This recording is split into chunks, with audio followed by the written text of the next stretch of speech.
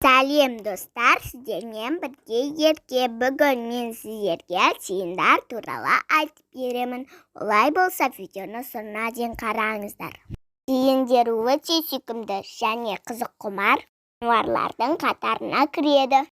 Олардың 30 шақты түрі бар екен.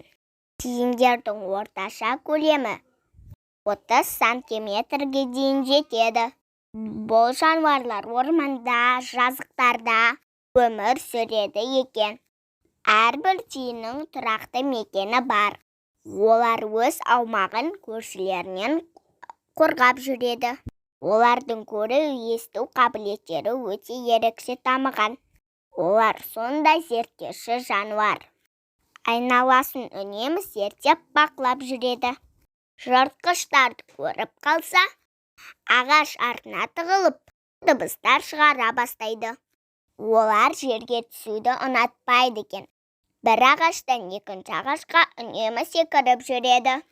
Секірген кезде үлпілдеген құйрықтары көмектеседі.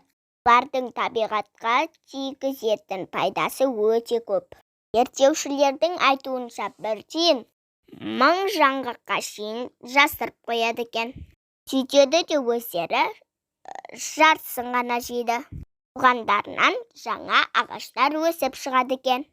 Олардың өмір сүру ұзақтығы 8 жылға дейін. Салмақтары 2 килограммнан аспайды.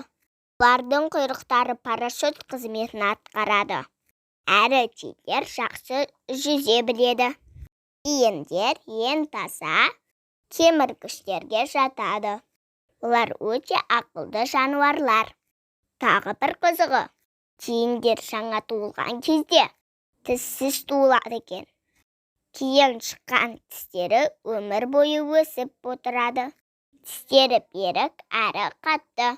Мінекей достар, біз тиіндер туралы біліп алдық. Егер менің видеом ұнаса, лайк басып тіркеліп кетіңіздер.